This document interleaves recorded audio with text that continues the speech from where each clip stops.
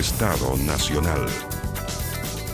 ¿Qué tal? ¿Cómo están ustedes? Muy buenas noches. Bienvenidos a Estado Nacional, las 22:25 de este domingo 19 de julio de 2020. Seguimos en cuarentena, preparándonos para un paso a paso que no tiene fecha todavía, pero vislumbramos que podría haber algún grado de apertura en algún momento, ojalá antes que después. Pero nosotros seguimos aquí en TVN, todas sus plataformas, y Radio Duna, transmisión conjunta para este Estado Nacional. Hoy día tendremos un debate sobre puntualmente el proyecto que se discute en el Senado esta semana. Carolina Goich, de la Democracia Cristiana, y Ana von Baer, de la UDI, estarán con nosotros las dos senadoras. Tendremos nuestra mesa de conversación, naturalmente, pero partimos con dos, si se puede decir, analistas, dos personas con los cuales intentaremos mirar el momento más político, obviamente cruzado por el símbolo que significan las AFP en este momento, que están tan en discusión. Y lo presento, sin más, Eugenio Tironi, sociólogo. Gracias, Eugenio, por estar aquí. Muy buenas noches. Muy buenas noches, muchas gracias por la invitación. Harald Beyer, exministro y rector de la Universidad Adolfo Ibáñez. Gracias, Harald, por estar aquí. Muy buenas noches. Buenas noches. Entiendo que ambos, la primera salida desde que partió la cuarentena. O sea, debemos sentirnos muy agradecidos, complacidos. Estamos a una distancia suficiente, a 2 metros casi, o 2 metros, para poder estar sin mascarilla. Así que gracias a los dos. Muchas gracias. ¿Es la AFP o es el sistema de pensiones los que nos tiene tensionados? ¿O es un símbolo a través del cual hay una tensión que se desnuda en esta sociedad, Eugenio? No, yo creo que un símbolo aquí se yuxtaponen un poco la pandemia con la crisis del 18 de octubre. Yo creo que la AFP son un dogma, digamos, como que parece muy central del relato en base al cual se ha articulado la sociedad chilena en los últimos 40 años. Y yo creo que y además está la idea de que es un sistema que no tiene legitimidad. Pensar en el futuro ya tampoco está muy de moda porque estamos muy apremiados por el presente. Hay desconfianza en que, bueno, lo que voy a recibir va a ser poco y si es aún más poco no tiene mucha relevancia. Está esta noción de que esto ha permitido la construcción de grandes fortunas, de grandes patrimonios y no ha venido en beneficio propio. Y por lo tanto hay como una actitud, digamos, de dispararle a esto sin medir mucho las consecuencias y un poco con la ilusión de mover una tuerca, digamos, que desbarranque, digamos, este sistema. Yo creo que eso es lo que está detrás. Desde ese punto de vista, no es que esto se vaya a calmar porque aumenten la ayuda a la clase media. Son dos cosas paralelas. O sea, yo quiero más ayuda, pero a su vez quiero un 10%, y a su vez quiero una reforma del sistema como la que planteó el presidente de la República. Yo creo que eso estuvo bien, pero yo creo que el habilitante para entrar a esa reforma va a ser un 10%, más menos acotado, pero un acceso a ese 10%. Harald, ¿cómo lo ves tú? Yo creo que efectivamente es un símbolo, pero a mí me preocupa porque yo creo que la principal crisis que tenemos es del sistema político. Y la verdad es que esta reforma genera expectativas, pero no va a resolver los problemas de las personas que realmente han visto disminuida su situación económica en esta coyuntura. Entonces, de nuevo, es una especie de autodaño que se produce el sistema político, porque quiere dar una respuesta, no la va a dar, y esto le va a volver como un boomerang al sistema político. Y yo creo que eso es bien complicado, porque la credibilidad de la política está muy disminuida, y esto va a ayudar a eso, digamos. Hay una cierta ansiedad, un cierto utopismo de resolver todo aquí y ahora, y eso la verdad es que no se puede. Y todas estas reformas tienen que ser graduadas. Las ayudas a los grupos que están siendo afectados por esta crisis tienen que ser bien pensados, bien dirigidos, bien focalizados. Esta reforma, lamentablemente, creo yo, no resuelve el problema de las personas que más han visto disminuidos sus ingresos porque no tienen suficientes ahorros en el sistema de AFP. Entonces, claro, tú le infringes un daño a algo que es simbólico, pero sin resolver el problema de fondo, y eso siempre genera no sé, por mucha frustración en la población. Tú, Harold, es muy grave la trampa en la que estamos de alguna forma Tú, instalados. en entrevista en el Mercurio planteabas una crítica bien directa al gobierno. Dices que si es que básicamente en este balance del cómo han ayudado, que a las clases medias no se les ha ayudado con la diligencia y parece más enfocado el gobierno en ayudar a la reactivación económica. Y eso, a tu juicio, yo entiendo así tu explicación, que ha ayudado hasta... Mi hipótesis es que el gobierno ganó la elección del 2017 defendiendo un poco la idea de que iba a construir un sistema de protección para los grupos medios. Y esa expectativa no se ha cumplido. Y además en esta crisis en particular ha sido lento para proteger a los sectores medios. Entonces la promesa que hizo, algo de esto ocurrió el 18 de octubre, digamos, ¿no es cierto? Pero en esta pandemia esto se ha agudizado porque el grupo al que el gobierno prometió de alguna manera proteger, no se siente protegido. Y claro, el gobierno insiste en que las medidas son adecuadas, pero no ha demostrado adecuadamente al elector que eso es así. Entonces, ahí hay una disociación que yo creo que es tremendamente importante y que el gobierno tiene que de alguna forma hacerse cargo de ella. A esta altura, el presidente Piñera, Eugenio, ¿tú crees que puede retomar el liderazgo, la agenda? Hoy día Lucía Santa Cruz señalaba que quizás una de las alternativas era que el presidente tomara una distancia, que delegara parte de la presencia día a día en otra persona y que él, porque él está muy involucrado, lo vemos en las imágenes, lo vemos negociando votos, lo vemos en la presentación del plan de hoy día, el paso a paso. ¿Cómo ves tú? Yo lo veo bien difícil porque la sociedad necesita dogma para funcionar. Eso es lo que un poco nos permite proyectar, nos permite delimitar lo que es posible, nos permite también poner el límite entre adversario y amigo. Y aquí hay dos dogmas que se han caído en el último tiempo, que fue el de la meritocracia y el de las pensiones. Y esto que no se podía correr el límite y entrar a usar los fondos de pensiones, ese dogma se rompió. Y lo que es notable es que ese dogma se rompe en el seno también de la coalición gobernante. O sea, lo que, de cierto modo, yo diría que uno diría que el sistema de pensiones, en base al ahorro individual y en la administración privada, era como un parteaguas que delimitaba el escenario político chileno, como las dos grandes fuerzas. Y esa delimitación se derrumbó con esto de los 13 diputados, ahora con los no sé cuántos senadores. Entonces se creó una nueva coalición política. Le podríamos llamarla el Frente del 10%. Entonces tenemos un escenario enteramente distinto. O sea, por lo tanto, el respaldo al presidente de la República se acaba de esfumar. Algunos dicen que terminó el gobierno, en sentido figurado, naturalmente. Sí, yo creo que el gobierno, el presidente en particular, debe asumir algo que no ha querido asumir desde el 18 de octubre. Es que él tiene que construir una nueva mayoría, una nueva mayoría. Y esta va a ser mucho más puntual, mucho más en función de cuestiones concretas, y tendría que buscar armarla ahora. Y para armarla ahora no tiene sentido poder alegar contra el populismo, alegar contra los políticos, amenazar con tribunales de disciplina o constitucionales. Tiene que ver que ya aquí esto se rebalsó, que este dogma ya no funciona. Los dogmas cuando se caen se pulverizan, ya hay que sustituirlos por otros, y para sustituirlos por otros hay que tener la iniciativa, y esa iniciativa tiene que llevarla al Parlamento. Entonces, uno esperaría que en las próximas horas el gobierno salga jugando, el presidente de la República salga jugando. Y bueno, y eso seguramente va a significar un ajuste bastante importante, no solamente de su manera de gobernar, sino que de su gobierno y de su elenco. ¿Y qué significa eso, Harold? ¿Tú estás de acuerdo con eso, que el presidente debe cambiar su actitud? Algunas diferencias, porque creo que aquí se ha perdido un poco la capacidad de deliberación. O sea, la política requiere una cierta deliberación y volvamos a este 10%, porque finalmente, ¿por qué toda la gente apoya el retiro del 10%? Porque la gente sabemos que es imprevisora y que prefiere tener la plata en el bolsillo que tenerla depositada en una cuenta que le va a pagar mucho más adelante. Y esa es una reacción natural, sabemos que eso desde Bismarck que sabemos esto, y por eso que Bismarck cuando instaló un sistema solidario de pensiones lo hizo obligatorio, digamos, la cotización tenía que ser obligatoria.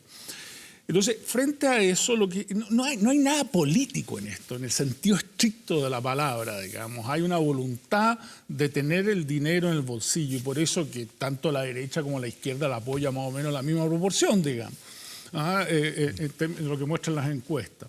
Pero eso yo creo que tiene menos, o sea, tiene una carga política mucho menor de lo que uno cree.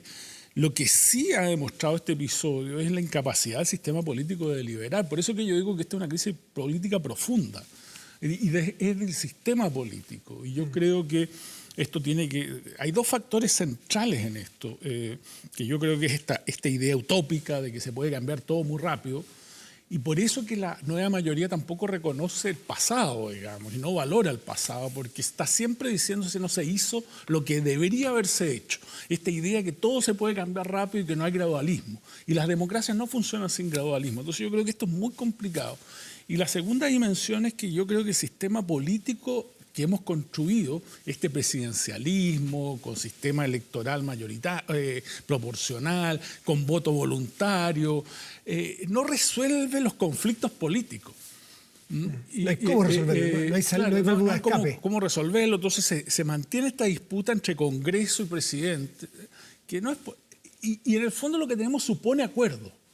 Y no hay voluntad de acuerdo, entonces estamos entrampados en una situación muy complicada. Digamos. Eugenio dice que podría el presidente llamar ahora a una nueva mayoría, pero ¿tú crees que alguien se pondría de la oposición detrás de alguna propuesta del presidente Piñera? Pero yo creo que son estamos un poquito maníaco depresivo, porque hasta hace 3 semanas aplaudíamos todo. Primero el papel que tenían los técnicos, los economistas que habían llegado a un acuerdo convocados por el Colegio Médico, y un acuerdo muy transversal. Luego la influencia que habían tenido sobre el mundo político, que había permitido este plan de emergencia, empleo y recuperación. Y ahora los técnicos no valen para nada, los políticos se desacoplaron de los técnicos y no los pescan ni de apunte, y ahora el sistema político se volvió loco. Y no tiene ninguna capacidad de entendimiento ni de discusión y se están saltando la regla. Entonces yo no creo que sea para tanto, ni fue tan maravilloso lo anterior, ni esto es tan caótico. Mal que mal, esto se ha hecho en las instituciones, se ha hecho en la sede parlamentaria, se ha buscado, como deben haber muchos buenos abogados en el Parlamento y encontraron la manera de cumplir su objetivo, digamos, sin transgredir, digamos... Los resquicios que le han llamado algunos. Claro. Pero esto es bastante usual en muchos ámbitos, digamos, desde luego en los negocios, desde luego en los tribunales. Entonces, yo creo que es posible. O sea, si tú me preguntas si yo creo que es posible, yo creo que sí es posible. Lo que pasa es que tampoco podemos pasar por alto de que aquí no es solamente un problema general de que las personas, si tienen la posibilidad, le echan mano a los fondos previsionales. Hay una cuestión aquí también que no podemos desconocer, que este es un sistema que fue instaurado bajo condiciones bastante sui generis, que hizo ofertas que no se han cumplido. Entonces, y han provocado, por lo tanto, se han planteado reformas que por las razones que sea, todas muy atendibles, finalmente nunca se han implementado, o se han implementado solo parcialmente. Entonces, eso se ha venido, como ha dicho Sebastián Edwards, acumulando rabia. Acumulando rabia y frustración. Y esta cuestión estalla en momentos que son muy tensos, como son estos de la pandemia. Claro, pero tenemos muy cerca, Harald, pero el punto de fondo... Tenemos un plebiscito y tenemos una eventual asamblea constituyente o convención constituyente. ¿Cómo ven ustedes ese escenario con este clima? Pero uno, un poco volviendo atrás, uno no puede estar contento cuando uno no tiene la posibilidad de construir un buen sistema de pensiones, a pesar de que hay un proyecto que incluso se aprobó en la Cámara de Diputados y no avanza y no resolvemos el problema de las pensiones, y además ha instalamos, por así decirlo, una idea que no resuelve el problema de los ingresos de las personas afectadas por la crisis. Hay algo ahí que a mí yo tampoco quiero darle mucho dramatismo, pero hay algo que no cuadra ahí. Yo creo que tiene que ver con esta pérdida de liberación. Ahora, indudablemente que el proceso que viene de elecciones, de plebiscito, debería temperar, ¿no es cierto?, el clima, porque se va a ver cuánto pesa cada uno, digamos, que es algo que hoy día no se sabe.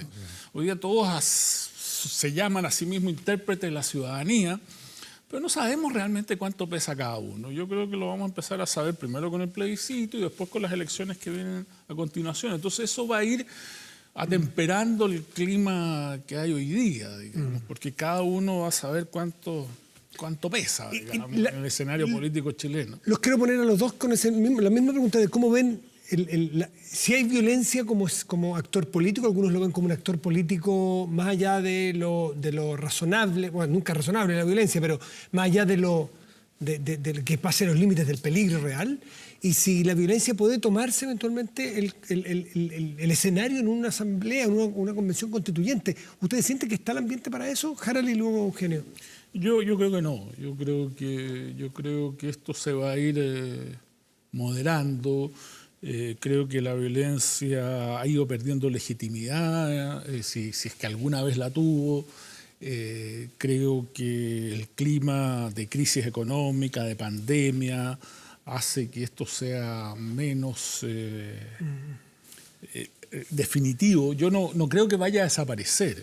Yo creo que va a ser menos definitivo, digamos, en las decisiones de las personas, porque indudablemente que hemos visto una suerte de insurrección popular, por así decirlo, menor, no tan grande desde el punto de vista de lo que uno habitualmente le atribuye a este tipo de insurrecciones, pero indudablemente que ha existido y no creo que se detenga tan automáticamente una vez que se supere las circunstancias actuales, pero yo creo que ir perdiendo vuelo.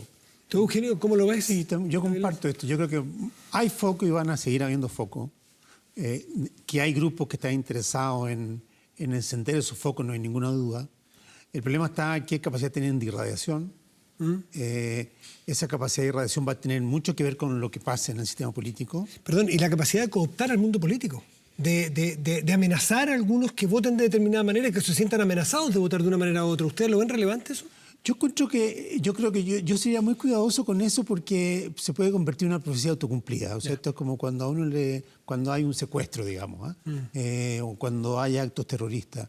Yo tendría mucho cuidado en eso porque esa amenaza está siempre presente de la movilización, del retiro de financiamiento, del apocalipsis económico, de que se va la inversión a no sé a dónde, fuera de Chile. O sea, esos recursos están siempre presentes en el debate político.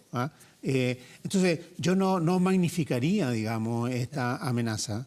Yo creo supongo que los parlamentarios y los diputados son gente que tiene oficio y que tiene pantalones y que no se va a dejar amedrentar por eso. Si no, ahí sí que estaríamos en un problema gravísimo y no me quiero poner en esa situación. Hoy día de los puntales del equipo político son los dos hombres en punta, si se quiere, son Briones y Blumel, que tienen que lidiar uno con el proyecto más técnico, el otro en lo político.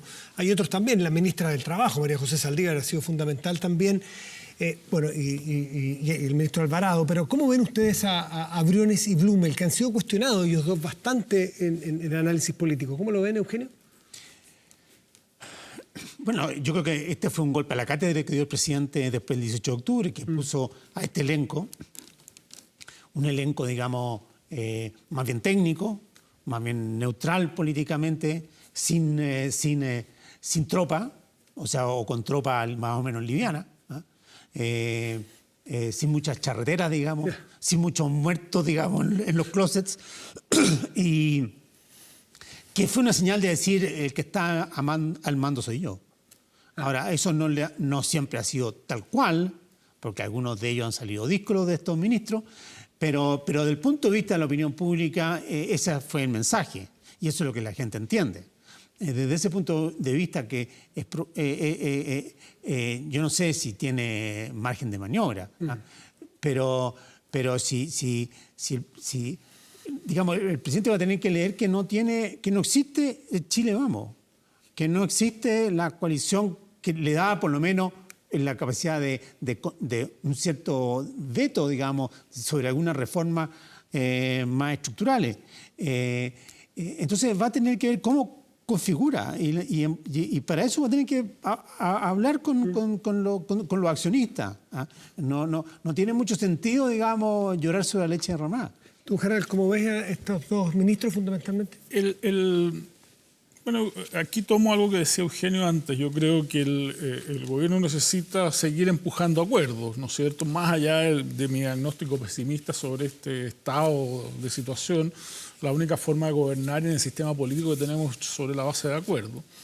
Y el gobierno tiene que evaluar a los ministros en función de la capacidad que tienen de generarle acuerdos, digamos. Y yo tengo la sensación de que, a pesar de que no son personajes fuertes, que uno siempre se imagina que uno necesita personajes fuertes en los momentos actuales, el punto central para el gobierno es la capacidad de generar acuerdos. Y yo creo que estos dos ministros tienen capacidad de generar acuerdos. Ya lo mostraron con el COVID, el acuerdo COVID que se llama, digamos. Y en algún momento lo mostraron con el tema previsional, donde también participó. Claro. El 15 de noviembre también. Exacto. Entonces, la pregunta es esa. Yo creo que el riesgo para el gobierno es nombrar ministros que no logren acuerdos y no sé si vale la pena correr ese riesgo en el momento actual, digamos. Pero eso es el análisis que hay que hacer. Yo no tengo suficiente información para saber exactamente qué es lo que le conviene hacer al gobierno, pero a mí me parece que esa es la evaluación que se debe hacer. Eugenio Tirón y Harald Bey, les quiero agradecer por haber estado esta noche aquí en Estado Nacional en el análisis de un país que está al menos con viento fuerte. No sé si temporal, a lo mejor es exagerado, pero con viento fuerte. Bueno, estamos en invierno. Gracias, Harald. Eugenio. Muchas gracias. Muy buenas noches. Gracias. Bueno, y el senador de RN, Manuel José Osandón, apoyará el proyecto de retiro del 10% de los fondos de la AFP, sumando así ya el cuarto voto oficialista para la iniciativa que se votará esta semana en el Senado. El gobierno insiste en que la propuesta afectará a las futuras pensiones, mientras que algunos sectores de Chile Vamos solicitarán mejorar la ayuda para clases medias por parte del gobierno. En menos de 3 días, el proyecto que busca retirar el 10% de los fondos de las AFP consiguió los apoyos del oficialismo que se necesitan para que la iniciativa sea aprobada en el Senado. 26 votos se requieren en total, 24 votos de la oposición ya están asegurados, solo faltaban 2 votos de Chile Vamos, los que ya fueron confirmados. El primero vino desde la UDI y lo respaldó el senador Iván Moreira. Mi voto será favorable, asumo las consecuencias. Después lo siguió el senador RN Juan Castro. Y mi voto va a ser favorable para retirar ese 10%. El senador de la UDI, David Sandoval, confirmó su apoyo a la iniciativa. Y por último, el senador de Renovación Nacional, Manuel José Osandón, este domingo señaló que votará a favor del 10% a través de un comunicado. Se acabó el tiempo para llegar tarde a todo y de apuntar con el dedo y tratar de traidores a quienes hemos sido consecuentes. Mi voto, con plena convicción en el Senado, será a favor del retiro del 10%. Yo insisto que este es un mal proyecto, no es un tema de principio y ojalá los senadores fueran convencidos por nuestro gobierno de que su propuesta es mejor que abrir la puerta al retiro de los fondos. De no ser así, bueno, ellos están en su derecho del voto que están anunciando. Renovación Nacional mantiene su postura de respetar la votación de sus parlamentarios, distinto a lo que sucede en la UDI, partido que hace días viene arrastrando problemas internos. Primero el paso al Tribunal Supremo de 5 de sus diputados por votar a favor del retiro de fondos de pensiones, que culminó con 3 de ellos renunciando al partido. Ahora son 2 de sus senadores quienes ponen en aprietos al gremialismo. No le vamos a dar la espalda al pueblo de Chile. Esta es una demostración de que en Chile Vamos hay parlamentarios con sentido y con sensibilidad social. Yo fui elegido por las personas para actuar con responsabilidad y sentido de mediano y largo plazo, de velar por el bien común, de velar por la mayor justicia respecto a la Constitución. Creo que ninguna de las tres cosas se están logrando por esta vía. 28 votos a favor con 4 apoyos del propio oficialismo dejan al proyecto de retiro de fondos previsionales a un paso de ser aprobado en el Senado. Todo dependerá de las tratativas que se den en el Congreso, puesto que algunos senadores han manifestado su intención de agregar indicaciones, lo que podría demorar el trámite. Eso mientras el gobierno se jugará sus últimas cartas para frenar el retiro del 10% de las AFP. Y cuando habla el café, las palabras fluyen. Lucafé ofrece 13 variedades de café, tanto en grano como en sachet. Preocupados del medio ambiente, sus cápsulas son 100% reciclables, a diferencia de otras cápsulas plásticas o metálicas. En pocas palabras, Lucafé es simplemente un excelente café. Lucafé, un café de origen. Lucafé vive la vida. Y presentamos de inmediato a nuestros invitados. Gloria Lafuente, muy buenas noches, ¿cómo estás? Muy buenas noches, muy bien, gracias Matías. Francisco Vidal, muy buenas noches. Muy buenas noches. Don Gonzalo Miller, muy buenas noches, gracias por estar aquí. También Rafa Berguán, buenas noches, Rafa. Una mujer, ¿Ah? Una mujer. Sí, pues. Pero muy valiosa. No, vale por 4, pero... ¿Pero qué? ¿Pero qué? A ver, haga el punto. Lo que pasa es que hay una corriente de que sean siempre los... paritarios los paneles. ¿Y usted sabe lo que viene después o no? 2 mujeres. Ah, ya. O sea, no tú sé si le parece bien. Muy bien, muy bien. Perfecto, perfecto. No, que para ver los grandes números, porque siempre pliego peticiones de... Ya no es presidente el director de este canal usted, señor. No. Ya. Afortunadamente están quebrados, pero bueno. Gonzalo Miller, el desorden, o quizá una palabra más fuerte, habría que usar para su coalición. Se terminó el gobierno, dicen algunos, un gobierno que está entregado, las convicciones, quizás la última salvación. ¿Cómo lo ve? Yo creo que, desorden es una palabra demasiado generosa y suave para lo que pasó. Suave, me quedé corto. Sí. Póngale usted un adjetivo. Mira, más que adjetivar, lo que a mí me interesa es un tema más de fondo. Más que los votos más, los votos menos. Porque aquí cada uno da sus explicaciones, está lleno de campeones, ¿no es cierto?, que quieren echarse el equipo al hombro y partir, ¿no es cierto?, creyendo que van a lograr algo. Pero si alguno va aprendiendo que la política tiene que ver con lo colectivo. Y yo creo que eso es lo que se quebró, lo colectivo. Opiniones pueden haber diversas en todo, en una coalición, por supuesto. Por algo hay coaliciones, la diversidad. Pero cuando se pierde la unidad de propósito, cuando se pierde la unidad de acción política, obviamente que uno se cuestiona si tiene sentido o no una coalición. Más aún cuando es una coalición de gobierno. Y esto le pase ahora a Chile Vamos, le pasó a la nueva mayoría o le pase a otro, da lo mismo. El tema es de que cuando se pierde esa unidad de propósito, ese sentirse parte de algo, ser un parlamentario oficialista es algo más, ¿no es cierto?, que ir a sacarse una foto con el presidente o sacarse una foto en La Moneda o tener acceso, ¿no es cierto?, a distintas propuestas del sector público, sino que tiene que ver con un proyecto común. Y yo creo que eso quedó en duda. Yo no puedo decir que eso sea algo definitivo, pero es evidente, y negarlo sería estúpido, ¿no es cierto?, quedó en absoluta duda. Entonces, yo creo que aquí cada parlamentario tiene que hacerse responsable. Yo, por lo menos, si me siento de derecha es porque creo en la responsabilidad individual y porque creo en el derecho a elegir. Cada parlamentario tiene derecho a tomar sus propias decisiones y asumir las consecuencias de esas decisiones. Sí. ¿Rafa? ¿Sabes lo que a mí? Perdón. No, por favor, dale. No, iba solo a tratar de complementar lo que decía Gonzalo a propósito de la última frase. Cada uno tiene derecho a elegir. A mí lo que me ocurre es que esta no es una discusión que yo creo sumamente importante porque afecta a la política, afecta, en definitiva, a la democracia, y eso en sí mismo ya me parece suficientemente relevante, pero esto está ocurriendo en el medio de una crisis humanitaria, pues yo no voy a decir una crisis económica, me parece que es muy poco, tampoco es una crisis social, es mucho más que eso. Entonces, estar de alguna manera hoy día en cualquiera de los lados del espectro político, de alguna manera no privilegiando el diálogo para poder conseguir objetivos personales en el medio de una crisis humanitaria, me parece inmoral. Pero ¿será no privilegiar la posibilidad del diálogo y no más bien una lectura inadecuada que se ha hecho para poder llegar a tiempo con las medidas? Porque tengo la sensación, cuando uno mira la academia que sale ahora mañana, Y el 86% de las personas, la verdad, lo que quiere es retirar el fondo. O sea, está muy de acuerdo y valora mucho lo que pasó en la semana. Pero además ya tiene una opinión respecto a cómo se va a gastar el fondo de pensiones y toda una opinión respecto a esto, la verdad. Es que yo creo que el problema más bien es de lectura de quienes tienen que tomar las decisiones a tiempo respecto a lo que está pasando en la ciudadanía. Muchos dijimos, de hecho hace 2 semanas atrás dijimos en este mismo panel que probablemente el retiro del 10% del fondo de pensiones no era la mejor idea, sin lugar a dudas.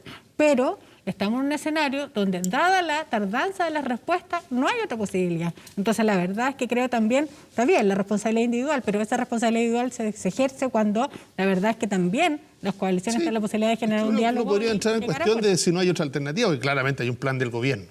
Hay una alternativa. La hemos debatido y todo, está desconocida. ¿Es insuficiente? Parece sí, quedó absolutamente insuficiente. Y hay un punto de lo que dice Gloria que estoy de acuerdo, llegó tarde. Y no pudo competir contra una oferta que parecía muy simple y de alguna manera que tocaba, yo creo que para el gobierno, para entenderlo bien, si el gobierno de algo debiera estar preocupado, más que de parlamentarios más y parlamentarios menos, es de que no logró decodificar bien la desesperación de la clase media frente a lo que está viviendo. Y un plan que parecía, está bien, una buena política pública, creo yo, pero muy compleja en el acceso. Si al final lo que el gobierno falló fue la política, es decirle, lo que el gobierno esperaba a uno que transmitiera a esa clase media es una cosa tan simple, Gloria. Yo creo que decirle, mira, a cada persona que tiene la necesidad de contar con ayuda, esa ayuda va a llegar. Y no la burocratices. Entonces, no por eso, porque al final quedamos como atrapados al revés. La izquierda que no cree, la derecha que no cree en la burocracia estatal, empezó a ponerle que la persona poco más que tenía que llevar 18 certificados para poder clasificar.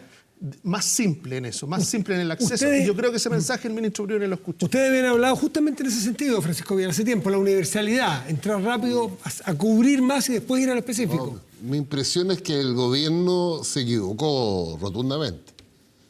Yo creo que no tienen, voy a hacer una cosa bien brutal, no tienen la dimensión de la crisis que se está viviendo. Si no se tiene la dimensión, tú tomas medidas que llegan por definición tarde, son parciales. Les voy a poner un solo ejemplo, de la última, O sea, la tercera medida en 9 días. Ayudemos a la gente que está endeudada con crédito hipotecario, que centenares de miles. ¿Tú sabes cuál es el requisito? Estar al día. En los hechos, estar al día. Eso hay que flexibilizar. Pero quiero que me entendáis la lógica del compadre de Hacienda que dice, ¿sabes qué requisito le ponemos a esto? 29 días. O sea, completamente fuera de la realidad. A mí, perdona, pero mira, hay 2 cosas. O sea, no nos vamos a enterar hoy día, porque yo creo que uno de los corolarios obvios de la crisis en el mundo, y particularmente en nuestro país, es la fragilidad del Estado en general. Y dije Estado, no dije gobierno. En términos de no tener la capacidad de llegar pronto y bien donde tiene que llegar. Y en un momento como este, esto pasa a ser dramático. Eso es cierto. Dicho lo anterior, y eso en parte refleja, creo yo, las dificultades que ha tenido este gobierno y que habría tenido muy probablemente cualquier otro gobierno para llegar nuevamente en un momento como este a la gente. Dicho eso, a mí me parece que argumentar que en este caso la oposición, y no la oposición, sino que la oposición y una serie de otros parlamentarios incluso del oficialismo, justificando la propuesta que están haciendo como contraposición a lo que había planteado el gobierno, en que el gobierno no ha sido capaz de llegar con suficiente premura a la gente, me parece que hay una incoherencia ahí. ¿Por qué, Gloria? Porque si esa fuera de verdad la razón que está detrás de lo que están proponiendo, ante una alternativa que parece ser superior según todos los técnicos de derecha, centro, izquierda e independientes. No todos. Lo que habrían dicho casi todos. Si esa fuera la razón por la que están haciendo esta propuesta, en vez de aceptar lo otro, entonces esa propuesta tendría la característica de enfocarse en los más vulnerables. Y lo que están haciendo es una propuesta que me va a permitir a mí, Rafael Berguán, ahorrarme eventualmente en impuestos 1,5 millones de pesos si retiro lo que me están ofreciendo, más lo que me ahorre después por poner una PDI. Y no quiero entrar en términos técnicos, estoy solo tratando de decir que con la misma fuerza que planteé yo hace 5 años atrás prácticamente, que la gratuidad universitaria universal que le iba a pagar la educación universitaria a mis hijos en un país como este era inmoral, debo decir que hoy día hacer una propuesta en la que no se paga impuestos y en la que no hay discriminación con respecto a quienes la reciben, a pesar de lo que ustedes están diciendo, que básicamente significa que lo que viene para adelante va a ser igual o peor que lo que estamos viviendo hoy día, me parece inmoral. Y por lo tanto solo puedo pensar que lo están haciendo por razones oportunistas y no por un bien público superior. Francisco Gloria. Lo que pasa es que la opinión de Rafael es de todos los técnicos. Un desconocimiento de la realidad brutal. Porque lo que uno conversa con la gente común y corriente o con dirigentes territoriales, yo me la llevo en eso, es que la crisis es de tal magnitud que incluso los que pueden sacar 4.300.000 están asfixiados. Incluso. Porque la racionalidad de Rafael y de todos los técnicos y los economistas es para un periodo normal. Si tú me dices en un periodo normal, no le vaya a cobrar un impuesto al ciudadano que saca 4 millones sobre la base que tiene 40 acumulados. ¿Tú crees que debe ser universal el retiro? Pero completamente. Sí, porque la necesidad es universal. Ahí estás de acuerdo con el presidente de tu partido, pero en desacuerdo con Ricardo Lagos Verde. No, si Lagos Verde giró rápidamente. ¿Otra vez? Pero además, ojo, porque los senadores de la oposición en general lo que dijeron fue, y no condicionaron jamás el voto al proyecto respecto a las indicaciones. Otra cosa es que yo creo que Lagos Verde en su propuesta técnicamente tiene toda la razón. El problema es, tal como decía Pancho, que esto es una cuestión al final concebida desde la ciudadanía, desde el punto de vista de la justicia. Sí, entonces yo creo que estamos hablando en plano súper distinto. Piensen ustedes lo que pasó en la antesala de la votación en el Congreso. En la antesala de la votación en el Congreso, los hechos de violencia fueron bien aislados en general. 60 puntos en todo Chile. Claro, lo que hay es un cacerolazo enorme y mucha gente pendiente. Se cayó se cayó como nunca la página de la Cámara de Diputados cuando se estaba discutiendo esta cuestión.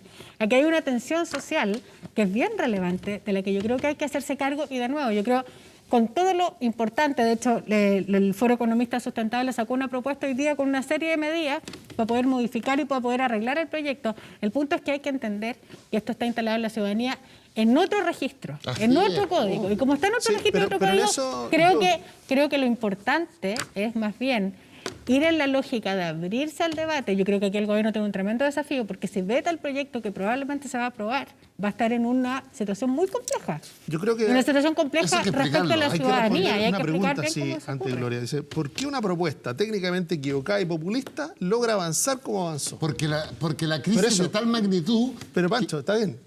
Sí, estamos de acuerdo en que la desesperación de la clase media, yo la entiendo. Eso yo a las personas, a los ciudadanos y la desesperación que están viviendo porque no reciben la ayuda o no ven luz de cómo las van a recibir y si ellos van a poder clasificar, porque no han sido simples las explicaciones. Estamos de acuerdo. Pero eso no justifica lo que se ha dicho en muchas dimensiones, que es un discurso abiertamente populista. ¿Pero por qué va a ser populista responderle a angustia a la gente? Escucha, no, pero es que es la manera como tú la respondes. Si tú respondes con una propuesta sólida, como tradicionalmente se había hecho en los distintos gobiernos frente a distintas crisis, con acuerdo, una respuesta sólida, no hay ningún problema. ¿Pero por qué es populista? Es populista porque en base, primero, no es progresiva, sino que al revés, regresiva. Tiene un montón de detalles técnicos que tú dices, mira, no, es que lo técnico a mí no me interesa, pero lo técnico está ahí, los datos están ahí. Esta es una propuesta que va contra toda evidencia, contra todo dato técnico. Por eso es que cuando dicen todos los economistas, los mismos economistas, que plantearon el acuerdo por los 12.000 millones de dólares, hoy día ahí estaban en lo correcto y hoy día están absolutamente equivocados. Lo que yo entiendo... Solo para cerrar, un punto de fondo. Una cosa es la desesperación ciudadana, pero la política está obligada a ofrecerle alternativas sustentables y sostenibles que no le hagan daño. ¿En qué estamos hoy día? Creo yo, en un acto de absoluto pragmatismo. Hay un sector del Congreso relevante que ya se rindió ante esta propuesta y la va a promover a todo evento. Ahí está. Yo espero del gobierno que tenga una propuesta seria. ¿Otra más? Que compita. No, otra más no. Una propuesta seria que compita y que finalmente las personas puedan elegir. Y yo creo que en la racionalidad de la clase media, en esa racionalidad que hoy día podrá estar desesperado, podrá tener necesidades, en eso estamos todos de acuerdo. En la racionalidad de esa persona pueda elegir qué es lo mejor para él, acceder a los beneficios que le plantea el plan de protección de clase media o este 10%. Pero justamente de eso se trata. ¿Y por qué vamos a terminar en eso? Porque los políticos son incapaces de construir juntos una solución Gloria de la Fuente. Pero de nuevo, Oye, ¿por qué llegamos a esto? A propósito de... Gloria, yo por creo favor. que el punto es ese. ¿Por qué llegamos a esta situación? Probablemente nadie habría querido, y de nuevo vuelvo al programa hace 2 semanas atrás, nadie habría querido que fue el día que se anunció esta iniciativa. Nadie quiere en este país, menos yo creo que los sectores de izquierda o centro-izquierda, que sean las personas las que paguen con sus ahorros de pensiones la situación que está ocurriendo ahora. Pero es de tal magnitud lo que está instalado que yo creo que es importante empujarlo para que se haga de la mejor manera porque está instalada la lógica de la justicia. Y de nuevo, no olvidamos que nosotros llevamos en Chile 5 años discutiendo la posibilidad de que exista una reforma al sistema de pensiones. 10 años. 5 años de la última Comisión. de la última propuesta, en el fondo donde había una propuesta A y una propuesta B, la Comisión Bravo me refiero. Y tiene una reforma que está en el Senado paralizada. Tenemos la posibilidad única, yo creo, y por eso creo que es importante lo que haga la autoridad después de esto, porque votar en contra de esta reforma es votar en contra del sentido común de las personas respecto a una cosa que está en otro registro, insisto, no en el registro de los técnicos, en el registro de la justicia respecto al sistema, porque está instalado además que el sistema de pensiones es un sistema que no funciona, que no da pensiones adecuadas. Hay una discusión que instalar. Y aquí o te quedas detrás de la discusión o tratas de liderar el camino que es obvio que se va a abrir si la discusión del sistema de pensiones está instalada de antes. Rafa. Yo creo que lo que decía Pancho justamente en parte explica el problema que estamos viviendo. Lo que hay hoy día es no exceso de tecnicismo, sino que falta de mirar los datos. Lo que está pasando hoy día, Pancho, a propósito de lo que tú mencionabas, tú me dices, mira, estamos viviendo una crisis de tal magnitud que el gobierno no ha sido capaz, y para qué decir los técnicos, de medir, de mesurar, y por lo tanto no entienden que hay que simplemente aplicar brocha gorda. Lo que yo te estoy diciendo es que si la política que hoy se está proponiendo, que consiste en retirar el 10% sin pagar impuestos, e insisto, me estoy refiriendo al apellido, no al 10%, y podemos conversar de eso, porque hay muchos países del mundo en el cual existe la posibilidad que, incluso con sistemas de capitalización individual, tú puedas retirar dinero. Incluso hay una propuesta del gobierno que está en el Congreso hace ya bastante rato, que considera la opción particular cuando tienes una enfermedad terminal de retirar dinero. Por tanto, eso es algo que incluso está en el mundo de la técnica, en la izquierda y en la derecha. ¿De acuerdo? Sin embargo, la propuesta tal cual está diseñada hoy va a significar que más o menos la mitad de la plata involucrada se la va a ahorrar en impuestos el 0,8% más rico del país. Si eso es desde la técnica, no entender cómo funciona el país, bueno, siento orgullo entonces de no entender cómo funciona el país. Yo creo que lo que está pasando en Chile hoy día es resultado de una política que no está funcionando bien. Técnicos equivocados hay en todas partes del mundo y van a seguir habiendo. Pero nosotros tenemos desde el año 2006 un diagnóstico de la Comisión Marcel, presidente actual del Banco Central socialista. Luego refrendada en 2015 con la Comisión Bravo. No sé si David es demócrata cristiano o independiente, pero de derecha no es. Tiene cara de demócrata cristiano. Pero no es. Y sabemos, por lo tanto, hace 14 años que este sistema de seguridad social que tenemos, mixto, estaba generando problemas que iban a ser graves. Y la política, a pesar de que los técnicos de todos los partidos se lo han dicho una y otra vez durante 14 años, decidió no hacer... Llegó tarde. Pero ¿por qué? Pero la pregunta, perdona Rafa, ¿por qué llegamos a esto? Porque falló la política del gobierno. Y de la oposición. Pues, no, pues hombre. Mirando para atrás. Están los documentos, no están grabados. Desde marzo estamos diciendo una renta básica universal de emergencia para el 90%. Un ejemplo. Segundo ejemplo. ¿Se acuerdan del IFE 1? 2 meses en el Parlamento. ¿Qué nos decía Briones? 65 lucas, todo lo que tengo, nada más. ¿Qué decíamos nosotros? 171 lucas, línea de la pobreza. Nos mandaron a la cresta. IFE 2, hasta las 2 de la mañana. ¿Con cuánto empezó Briones para el IFE 2? Con 70 lucas. Y terminamos en 100. ¿Qué hubiera pasado con un IFE con la línea de la pobreza? Les voy a dar un dato tremendo. Hemos hablado hasta el cansancio en la clase media. Quiero decirles que, y confírmalo Matías, los hogares en el registro social inscrito antes de la pandemia eran 5.400.000. El ministro Monker informó al Parlamento el martes pasado que el IFE 2 había sido distribuido a 2.200.000 hogares. Eso es el 40% de los más vulnerables. O sea, el drama no solamente está en el decir 7, 8 y 9. está en el 4, 5 y 6. Eso es, Pancho. ¿Sabes por qué pasa eso? Porque tradicionalmente aquí hay dos cosas que se relevaron. Es la burocratización de la ayuda, la burocracia, la excesiva burocracia, el certificado por el certificado por el certificado. Algo que irrita a todo el mundo, especialmente a la clase media. Y más en estas condiciones. Cuando se relaciona con el Estado. ¿Por qué? Porque incluso en ese IFE pactado, aprobado por todos los sectores, dejaba fuera a mucha gente. Y hoy día, de hecho, el propio ministro Briones dice, ¿sabe qué? Vamos a tener que estudiar cómo abrir eso, bajar la cantidad de requisitos, abrirse, ¿no es cierto?, a tener menos requisitos, más fáciles, para que las personas puedan acceder más rápidamente a los beneficios. ¿Por qué? Porque finalmente esto tiene dos etapas. Una, el gobierno está dispuesto, están los recursos para poder que todas esas familias accedan. Cuando no pueden acceder, cuando se produce la falla, porque esto es una política que se acordó con la oposición, uno dice, bueno, le estamos pidiendo de repente demasiados papeles, asumiendo que los sistemas públicos no están funcionando, que las municipalidades están funcionando a media máquina, en la parte burocrática casi nada, en muchos lugares, solo en la acción directa de asistencia social. Entonces hay mucha gente que postulaba y no recibía el beneficio. Tiene que abrirse, tiene que hacerse más fácil. Y lo mismo tiene que pasar con la clase media. Si ese es el punto de fondo, sobre todo porque esta clase media no había recibido ayuda nunca de ningún gobierno.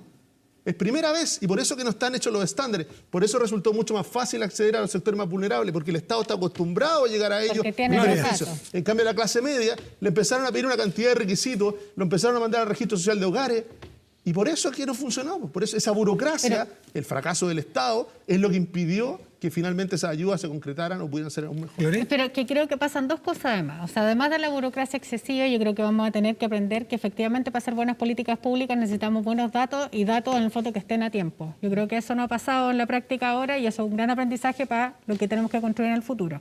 Pero dos, se dijo permanentemente, en la línea de lo que decía Pancho, se dijo permanentemente que estamos en el límite de la capacidad fiscal. Entonces, en el límite de la capacidad fiscal y ya 65 lucas era mucho y no podíamos hacer nada más. Y resulta que aparece, de repente, como en el fondo del conejo del sombrero, aparecen más cosas. Entonces, es obvio que las personas que cuando veníamos ya de una situación de desconfianza institucional importante, obvio que las personas ya no creen. Pues. Entonces, ¿qué es lo que dicen? No, en realidad lo que quiero es mi plata, porque me han dicho hasta el cansancio que esa plata es mía, entonces lo que yo quiero es mi plata. Ahora mi plata porque es la única manera que tengo para solucionar el problema. Entonces, yo de verdad creo que está en una situación compleja, porque obviamente, insisto, no es la mejor política pública, pero es una política pública que en este minuto va directamente a ayudar a la familia. Francisco, si la presión el día de mañana ya no es al 10%, vamos a suponer que esto ya es pasado, que se permitió el retiro del 10%, y la presión, como hay algunos proyectos, entiendo que hay que declarar la totalidad de los fondos de la AFP como de interés nacional. Que eso es distinto. Y es distinto, claro que es distinto. Porque eso es expropiación. Bueno, es distinto, pero hay un proyecto, hay una idea de algunos. Y si la mayoría, y si la academia indica que el 83% o el 75%, ¿cómo se va a oponer la política si es que eventualmente se quiera retirar el dinero? Yo creo que hay un debate que aquí, por eso cuando la política llega tarde, pasa este tipo de cosas, se abren puertas que es imposible de alguna manera conducir adecuadamente. Yo creo que lo que hay que hacer es una discusión que es al revés. En vez de vetar esta ley que probablemente se va a aprobar, yo creo que lo más lógico es tratar de liderar un proyecto o consensuar un proyecto. El ministro dijo hoy día que ellos no van a liderar ese cambio. Ya, pero en materia de reforma de pensiones, porque además es un tema que no se instaló a propósito de la pandemia, si la reforma del sistema de pensiones está instalada hace mucho rato. Sí, pero es que y por la misma razón. Ya, pero por la misma razón. Si no queremos hablar de expropiación, de lo que tenemos que hablar entonces es un sistema que al final del día lo que tiene que hacer es resolverle a las personas el problema inmenso que existe en materia de pensiones. Es que si la resolución que plantearan algunos políticos y si tiene mayoría en la población y fuera justamente pasar al Estado todos los 200.000 millones de dólares de la AFP. Ese escenario tú tienes que ir al origen. Si fuese así, ¿qué haría la clase política? La gente no quiere más AFP. La solución política y desde el Estado es crear un nuevo sistema de pensiones de carácter mixto. ¿Pero respetando el ahorro de la AFP o estatizándolo? Yo no soy partidario de ese proyecto que llama nacionalizar los 200.000 millones de dólares. ¿Hoy día no es mixto el sistema? Pero reforzado. Porque hoy día una persona que está en la mitad, una persona de clase media en Chile hoy día, mira su fondo y ve 10. No, una persona que está en clase media hoy día recibe una pensión, la mitad de esa pensión, 10% de eso fue lo que puso. 40% fue la rentabilidad y 50% es el pilar solidario. Es la parte. Esa es la característica de la pensión que está recibiendo hoy día una persona. Hoy día el sistema de pensiones que tenemos en Chile es un sistema mixto. Bueno, pero lo que está debatiendo hay que avanzar en el reforzamiento de lo mixto, porque ¿qué es lo que está expliquemos? Lo que está parado desde marzo en el Parlamento, y eso que se corrió el cerco, este proyecto es más avanzado que el proyecto de Bachelet 2. Sí. Más avanzado, ¿por qué? Es 6 puntos de cotización del empleador, originalmente eran 4 o 5. Segundo, los 6 puntos los administra no la AFP, un ente público. Tercero, ¿cuál es el debate? Si esos 6 puntos del empleador van a un fondo solidario o se distribuye miti-miti entre la capitalización del trabajador y el Estado, con una diferencia sustantiva. Si tú aprobaras incluso el miti-miti, le permite, una vez aprobada la ley, subir promedio, hombres y mujeres, un 20% de las pensiones. ¿De quiénes? De los que están más arriba del pilar solidario. Sí, pero hay un punto, porque cuando uno dice, y usted han usado el argumento, ¿no es cierto?, de las encuestas, dice el 86% de los chilenos, pero resulta que también una gran mayoría de los chilenos, cuando le preguntaron exactamente eso que dices tú, esa plata, ¿a dónde tiene que ir? ¿A un fondo solidario o a mi cuenta individual? Dijo, a mi cuenta individual. ¿Y qué dijo la política? Mire, en este caso no le vamos a hacer caso a la mayoría. No le vamos a hacer caso a esa mayoría que quiere los fondos en su propia cuenta para su pensión, porque es producto de su propio trabajo. Se quieren aprovechar de sus cotizaciones para hacer lo que debieran hacer con impuestos generales. Entonces, uno tiene que tener cuidado con eso. Lo mismo segundo argumento, en el caso del otro proyecto que está promoviendo el Partido Comunista, que ya es directamente la expropiación de los fondos, es absolutamente lo contrario de lo que se está argumentando hoy día. Entonces ahí empieza el oportunismo del argumento. Dice, mira, los fondos son suyos, usted puede recurrir a esos fondos libremente. Ese es el argumento del 10% de fondos. Y resulta que en el caso del otro 90%, no, ahí no, porque en ese 90% nosotros lo vamos a tomar y lo vamos a distribuir los señores políticos para hacer algo con pero por eso pensiones. Los sensatos sería solo para terminar, Gloria, hay un capítulo que no hemos tocado y que es importante, a pesar de que sea de forma. Presentar una reforma constitucional provisoria. El artículo transitorio, ¿no? Transitoria, pero que incluye una creación de un fondo permanente que se perdió en la Cámara de Diputados, pero algunos quieren reponer. Esas pequeñas trampas también van afectando el sistema, más allá de la popularidad que tengan. ¿Por qué? Porque van horadando la legitimidad de las instituciones. Pasas por encima de la Constitución, ¿por qué? Porque sientes que tu causa es suficientemente legítima y ni siquiera popular. Suficiente con que sea popular, saltan la ley, saltan la Constitución. Pero hay dos cosas, hay dos cosas. ¿Tienes un parlamentarismo de facto que yo creo que aquí hay dos cosas que... Hay un segundo proyecto que tiene la misma lógica. Reformas transitorias, pero que en el fondo lo que están haciendo es vulnerando la Constitución, vulnerando la ley para poder avanzar en proyectos populares. Yo creo que aquí hay que considerar dos cosas. Una, más de largo plazo, no nos olvidemos que lo que se instaló y que lo que tenemos es aporta un plebiscito para el cambio de la Constitución, porque ya está instalado socialmente también que lo que tenemos que hacer es iniciar un proceso constituyente. Entonces, evidentemente, tenemos un problema respecto a la Carta Fundamental actual. O sea, reconozcámoslo. Entonces, pero lo que se plantea en este proyecto en particular, y yo creo que hay que leerlo de esa manera, es una situación o un proyecto de ley excepcionalísimo en un estado de catástrofe como el que tenemos, digamos, el estado de situación que tenemos hoy en día. Por lo tanto, es cierto, un artículo transitorio que establece una medida absolutamente excepcional, porque no es que se abra la puerta para que mañana ocurra otra cosa, una crisis económica de vuelta a lo mismo, no. Esto es una situación que probablemente este país no ha vivido nunca, una pandemia, con una crisis económica, etcétera, y por lo tanto, eso justifica que esto se haga. Esa es la primera cuestión. Y la segunda cuestión, que me parece súper relevante, es que hace mucho rato ya está instalado en Chile, a propósito de otros proyectos en el pasado, antes incluso de la pandemia y del estallido social, la discusión sobre el presidencialismo, una discusión que la ciencia política además viene de los años 90. Hay cierto consenso y nunca había habido la posibilidad de plantear este debate. Y ahí yo creo que lo que tenemos como responsabilidad es instalar un debate adecuado respecto hasta cuáles son los límites del régimen presidencial. Porque que todo sea iniciativa del Ejecutivo es también un problema, ¿no? Los quiero poner justamente en el tema, un parlamento distinto, un parlamento con Ya no es oficialismo y oposición, hay creo que lo decía Harald Meyer o Eugenio Tironi, esta bancada del 10%, que sale de la lógica anterior que teníamos. Hoy día, ¿cómo se va a poder mandar las bancadas? ¿Cómo se mandar? No es el término. ¿Cómo va a poder ordenarse? ¿Qué saber a qué atenerse? Viene un proyecto ahora de impuesto a los súper ricos, por ejemplo. ¿Cómo se va a actuar? ¿Qué hacen los partidos? ¿Qué hace el gobierno, Francisco? Es que ahí tocamos un tema que va a estar en la Constitución. Y yo por lo menos tengo una convicción. Para que un gobierno funcione con régimen presidencial o semipresidencial es fundamental la existencia de partidos fuertes, democráticos, controlados por el servicio electoral, y con esa legitimidad las bancadas ordenadas y vinculadas a la línea política del partido. Lo que pasa hoy día es que el sistema de listas abiertas te genera parlamentarios autonomizados, salvo el Partido Comunista. Lo estamos viendo en la derecha, lo hemos estado los días en el PPD.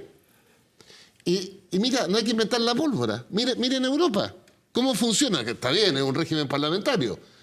Tú haces lista cerrada, el partido te ordena la lista.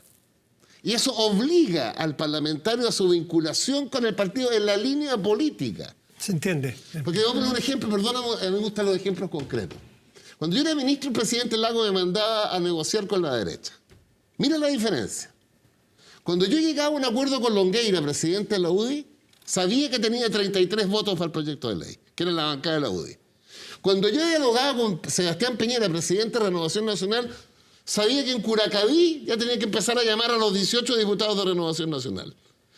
Para el gobierno, cualquiera sea, requiere bancadas oficialistas ordenadas, vinculadas a la dirección política. ¿Y para qué te cuento? Para la oposición, pues, hombre.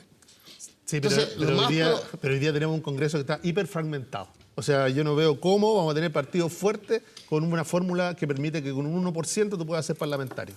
No es imposible tener partidos fuertes cuando puedes ser diputado con un 1%. Rafa, lo que tiene es que se multiplican las bancadas y se hace más difícil el diálogo, se polariza. Eso es lo que estamos viendo, la polarización. ¿Quién se lleva la conversación? Los extremos. Rafa, y finalmente... Quiero preguntarte sobre el proyecto del impuesto a los súper ricos, que es un tema que se va a tomar a lo mejor la semana también. Si el bueno, 10% ya como la derecha está hablando de la progresividad, este es el momento, ¿no? Por una vez al 1%. Pero, Pancho, ¿tú eres partidario? O completamente, no ahora, desde el siglo pasado. ¿Pero tiene alguna duda que la iniciativa es del presidente en materia de creación de nuevos impuestos? Sí. ¿Tú crees que se pueden crear nuevos impuestos pasando por encima de la ley de la Constitución? No. Entonces, ¿cómo va a presentar la oposición un proyecto que es de iniciativa exclusiva del presidente? No puede presentarse pero uno lo que esperaría en la lógica del diálogo es una cuestión al revés, en rigor. O sea, cuando uno mira, voy a poner un ejemplo internacional, cuando uno mira 83 súper ricos del mundo que escriben una carta y le piden a sus gobiernos que le aumenten los impuestos porque entienden que la lógica de la crisis solo se pasa si ellos contribuyen a que esto no sea una donación ni una cosa como caritativa, sino que para sostener el sistema, un beneficio para sostener el sistema. Contrario a eso, lo que tenemos hace una semana atrás, los días antes que se discutiera esto en el Parlamento, era un grupo de empresarios, presidentes de gremio en muchos casos, muy en contra y de alguna manera pauteando la manera en que un poder soberano del Estado tiene que, en el fondo, legislar. Ahí hay una discusión que yo creo que tenemos que hacer. Yo no estoy tan convencida que un impuesto a los súper ricos, en el fondo, lo tenga que hacer solo la oposición. Yo creo que esta iniciativa... Yo creo que iniciativa ejecutiva... Déjame terminar. Se hizo una prueba de laboratorio con impuestos súper ricos en la reforma. Se acordó con la oposición. Se les dio. ¿Sabes cuánto recaudó ese impuesto? 200 millones de dólares. Lo que yo esperaría, en la misma lógica del diálogo, es que desde esos sectores también haya la posibilidad de generar una conversación que permita justamente evitar la polarización. Lo que ha pasado hoy en día justamente es que no hemos polarizado en el debate público porque finalmente nadie está dispuesto a ceder nada, nadie está dispuesto a la conversación. Y mientras la ciudadanía pasa por el lado... Rafa Berguán, por favor. Sí, a ver, aquí volvemos una vez más a esta situación que yo hace mucho rato que no entiendo y creo que en una ocasión anterior en este mismo programa lo dije. La principal crítica que yo le hago al segundo gobierno del presidente Bachelet es que transformó en idearios herramientas. Para mí las políticas son un instrumento, son un medio para conseguir un fin. El ideario no es el impuesto mismo. Si esto tiene que hacerlo un impuesto patrimonial o un impuesto a la inversión o un impuesto de otra característica, algo, o incluso un IVA mayor, etcétera, que luego se redistribuye, es algo que tiene que ser analizado desde la mirada técnica. No es algo que tenga que ser definido ex ante como si fuera parte de tu ideología. Los comentarios que puedo hacer en dos líneas con respecto a los impuestos patrimoniales es que, como decía Gonzalo, la experiencia internacional, no solo la chilena, particularmente la española, sugiere que es difícil de recaudar. Si vamos a poner un impuesto que no podemos recaudar, estamos en el peor de los mundos, porque los empresarios se asustan, los inversionistas extranjeros se asustan y el gobierno no consigue lo que necesita, que es recursos para poder hacer mejor política pública. Por lo tanto, ojalá que cuando se defina el tipo de herramienta que utilicemos durante los próximos años, porque yo estoy absolutamente convencido que en el país va a haber que aumentar la recaudación, aunque mejoremos la eficiencia del Estado, ojalá que se haga con un poquito más de responsabilidad y seriedad que como se ha llevado a cabo la discusión en el último tiempo. Señor Vidal. Efectivamente, el impuesto al patrimonio en forma permanente, la experiencia comparada te indica que el capital huye, pero en este caso es por una sola vez. Esa es la diferencia sustantiva. No existe ninguna experiencia en Chile de impuestos que se hayan impuesto por una sola vez y que no se hayan mantenido en el tiempo. Eso es como préstame el auto y te lo devuelvo mañana en la mañana. No. En una de esas. Todos los muchachos. Lo que pasa es que es escandaloso en Chile la estructura tributaria. Mira, si aquí... Pero si el objetivo es la recaudación, a ver, Rafael, escúchame tú que eres técnico economista. Y me disculpo por eso. Oye, antes de plantear, pero que la gente en general no sabe, antes de plantear una subida de impuestos, yo digo, ¿por qué no revisamos las 9.000 millones de dólares en exenciones tributarias? Y el ministro Briones abrió eso. 9.000 millones de dólares. Bueno, ¿Y tú sabes a quién beneficia los 9.000 millones de dólares? Al 10% más rico. Pero hay un camino, en ese camino vamos a encontrar acuerdos. Y en el segundo camino que vamos a encontrar acuerdos es que vamos a recaudar el doble, eliminando políticas públicas mal evaluadas y que no tienen ningún impacto en la ciudadanía. El punto es que no sigamos llegando tarde a los debates que son sustantivos. Antes de despedirnos, aclararle otra cosa, señor Vidal. No solamente vienen dos mujeres y tenemos un equilibrio como este canal suele tenerlo. Otra cosa que pasó, porque yo lo escuché con esta oreja, este canal no está quebrado ni de cerca. Vamos saliendo. No, ni vamos saliendo de nada. Este canal no está quebrado, lo digo por respeto a los que trabajan aquí, a los clientes de aquí. Este es un canal vamos público. Saliendo muy bien. Solo una clarificación que no es nada de menor. Señor Vidal, muchísimas gracias. Gloria, muchísimas gracias. Rafa, Gonzalo, muchísimas gracias. Vamos a la pausa. A la vuelta, dos senadoras, Magallanes y Los Ríos, Carolina Goich, Ena Fumbaer. Discutimos sobre lo que viene esta semana en el Senado, justamente el retiro del 10% de la AFP. Ya volvemos aquí en Estado Nacional.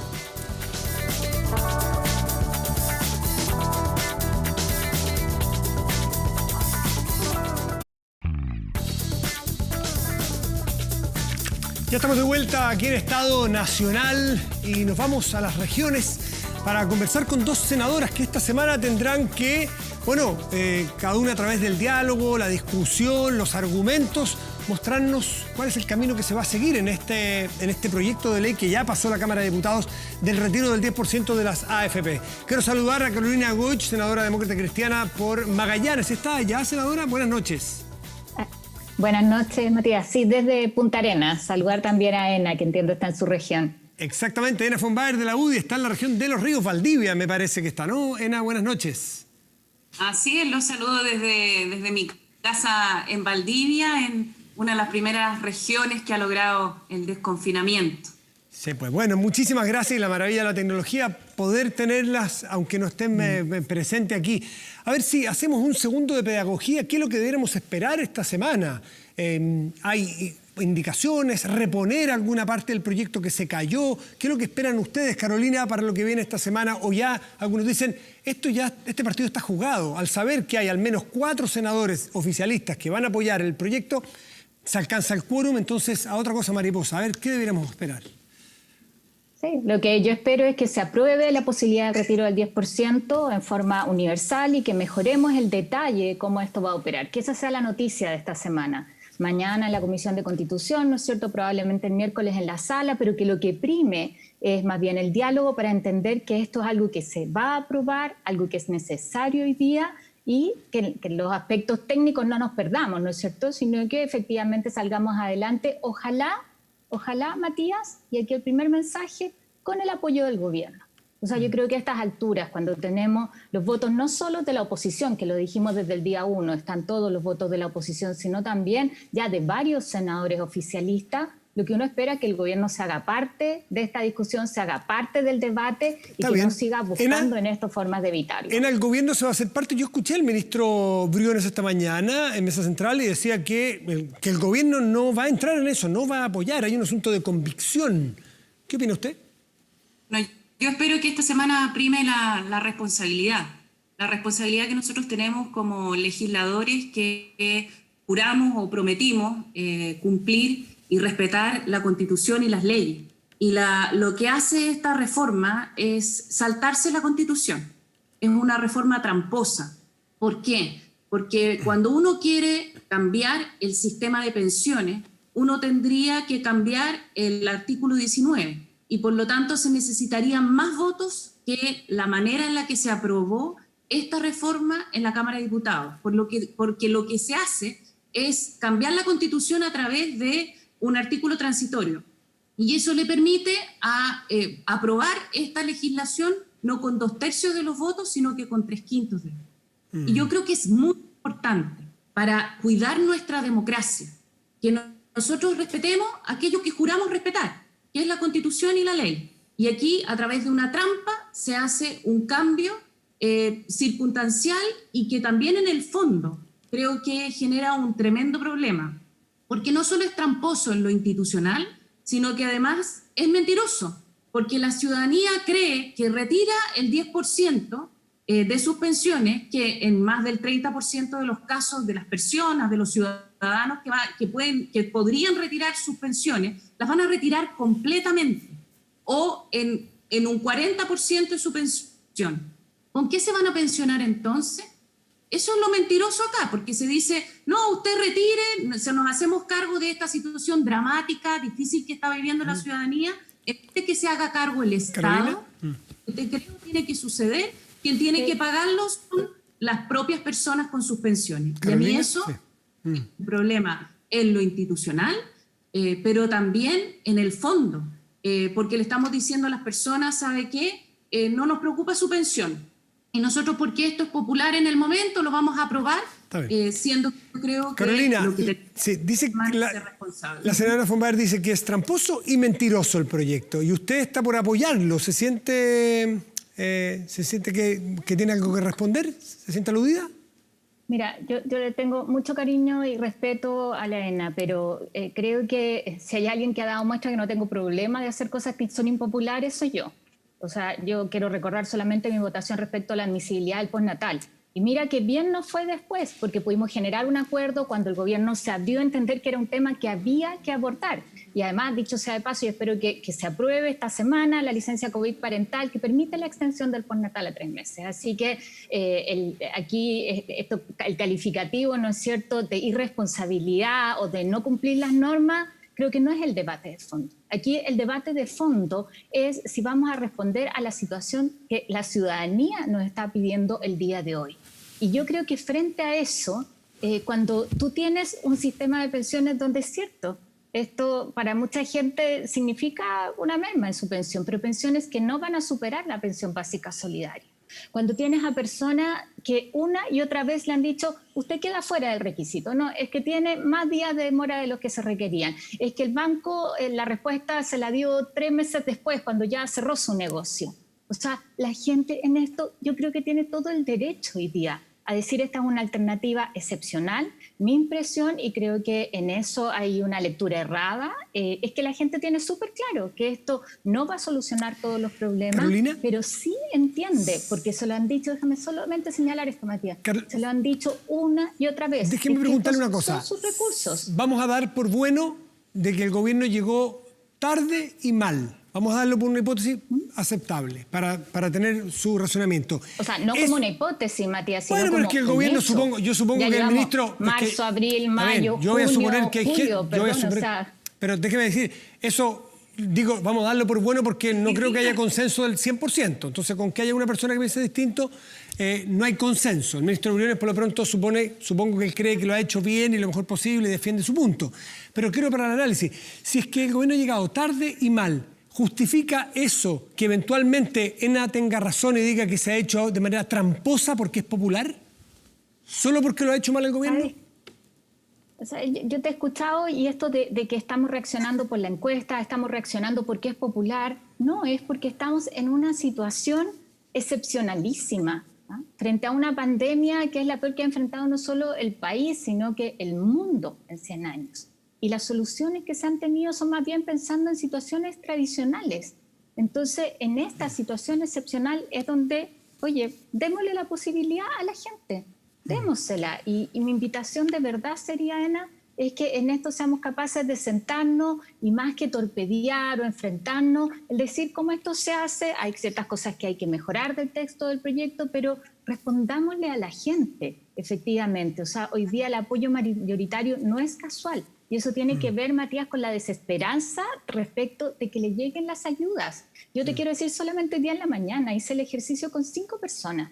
Y de las 5 personas solo había una que había logrado mejorar su acceso al IFE, después de haber hecho la apelación. Y lo único que nos pedían es que esto, por favor, no tenga letras chicas. Entonces, trabajemos en esa línea. Sí, ENA, ustedes asumen que, y lo decía Gonzalo Miller, que es de su partido, que efectivamente ha habido exceso de tramitación, exceso de requisitos, y a lo mejor aquí hay una ortodoxia de la focalización hasta el extremo para que no se vaya a filtrar ni un peso que no está bien destinado. A ver, yo creo que eso ha sido así, y yo creo que estamos llegando tarde con la ayuda a la clase media. La pregunta es si es que nosotros podemos tranquilamente decir, ok, estamos, como el gobierno está llegando tarde, nosotros nos saltamos las reglas del juego. Y Carolina tiene razón, y yo de hecho lo celebré mucho, que ella haya tenido en su momento la valentía para votar en contra de la admisibilidad del postnatal, porque era algo muy difícil. Era algo muy difícil para nosotras, senadoras mujeres, muy complejo. Y lo de ahora es igual, también es inadmisible, también va en contra de las reglas del juego y también, igual que en el caso del postnatal, estamos en una situación de emergencia y una situación muy dura para las familias. La pregunta es si es que eso justifica saltarse las reglas del juego, pero sobre todo torpedear, tal como lo dijo Pepe Out, mandarle un exocet al sistema de seguridad social, porque el sistema de seguridad social parte de la base de que nosotros tenemos que ahorrar obligatoriamente y que esos ahorros no se pueden retirar antes. Y acá no se está diciendo que solo pueden retirar los que tuvieron una caída en sus ingresos. No, se dice que todos pueden retirar. De hecho, Carolina lo dice, esto es para todos. O sea, no es solo, entonces, por la crisis, sino que es universal. Y es por eso que es tan difícil. Y es por eso que es popular. Porque esto uno dice, ¿sabe qué? Es plata rápida. Pero el problema es entonces quién paga las pensiones. Y es ahí donde yo creo que los que están apoyando esta iniciativa tienen que ser claros. ¿Quién le va a pagar las pensiones a las personas que retiren sus fondos, que los retiren completos, que se queden sin nada y que después digan quién va a reponer esto? Porque la idea que hay, y eso es lo que la ciudadanía cree, es que alguien va a reponer estos fondos. ¿Quién debería reponerlo? Carolina Goich, ¿quién debería reponerlo? No, mira, lo primero que yo quiero decir es que yo espero que así como lo hizo con el postnatal, que llegamos a un súper buen acuerdo, que el gobierno repita lo mismo. Después de que se cayera que se haga cargo porque hay una situación que se repite respecto al postnatal. O sea, no nos olvidemos que esto se aprobó no solamente con los votos de la oposición, Carolina, ¿quién debería sino también con parlamentarios de gobierno. Y eso es también, Matías, pero es que a mí me parece que de repente como que no se entiende la dimensión, ¿no? Para tratar de conducir un poco el debate. Esto. ¿Debiera reponerse los fondos que se retiren potencialmente si se aprueba esto o no? Y si se deben reponer, ¿quién debe reponer el 10% que sacan las personas? En algunos casos el 80%, eso, 100%. Respecto de las personas que tienen menos ingresos, está el mecanismo para reponerlo. Esas personas reciben la pensión básica solidaria. Entonces, a mí me parece que hay una discusión ficticia sobre eso. Las personas van a recibir su pensión básica solidaria, que es lo que tenemos garantizado. Ahora, lo que yo espero es que esto sirva de lección. Solamente déjame decir una cosa, o sea, lo que hay de fondo acá es la falta de legitimidad del sistema de AFP. O sea, no nos olvidemos de eso, que lo venimos repitiendo hace años. y de lo que no se hicieron cargo. Entonces, por supuesto, lo que tenemos que hacer es avanzar. Yo espero en un acuerdo y que el gobierno se abra y a escuchar los planteamientos para que saquemos rápido una reforma al sistema de pensiones de verdad. El presidente dijo cirugía mayor. Y yo espero, porque hoy día escuchaba al ministro Briones repetir los mismos titulares que escuchábamos hace 6 meses. Entonces espero que efectivamente podamos avanzar en esa reforma del sistema de pensiones, que es finalmente el tema de fondo. Senadora que Goich, queda puesto también sobre la mesa, Matías. un segundo, Carolina Goich, y de las clases medias hacia sectores más altos de ingresos, ¿se debiera reponer? ¿Quién debiera reponerlo? Solamente esa respuesta, porque quiero preguntar otra cosa a Ena. Yo creo que no, o sea, ahí hay una discusión, tú preguntas esto del Fondo Solidario, hay una discusión que tenemos que dar en la reforma del sistema de pensiones. Ya. Ena von Baer, el gobierno se va a encontrar con una disyuntiva si es que se dan lo que uno espera que deberá pasar en el Senado, que es que se apruebe este proyecto. Primero... Sí, a ver, pero ¿qué quiere contestar? Matías, primero decir con claridad, y Carolina lo reconoce, me parece bien, que acá no se van a reponer los fondos. Entonces, una familia de clase media que retire sus fondos no se lo van a reponer. Y ahí el punto está. ¿No será mejor que nosotros le digamos con claridad a esa familia de clase media que es mejor que acuda al Estado? Y Carolina puede tener razón en eso, se ha llegado tarde, pero aquí va a haber un bono de 500.000 pesos para las familias de clase media. Y a ellos nosotros le estamos diciendo, ¿sabe qué? Retire mejor su fondo de pensiones. Pero ¿sabe que nadie se lo va a reponer? No se lo va a reponer nadie. Segundo lo que pasa punto, es que yo no le estoy diciendo, Carolina, aquí también yo hay un tema... no te interrumpí, déjame terminar. Primer punto. Segundo punto, es cuando se dice, no, esto, las personas de clase, las personas más vulnerables, va a ser el pilar solidario. Entonces, eso es gasto del Estado. Y si es que es gasto del Estado, Carolina, tú lo sabes, Matías, usted lo sabe, que entonces es iniciativa exclusiva. Y vuelvo a lo primero. ¿Está bien que nosotros nos saltemos las reglas del juego? ¿Está bien que nosotros nos saltemos la Constitución que nosotros mismos dijimos que juramos que íbamos a respetar?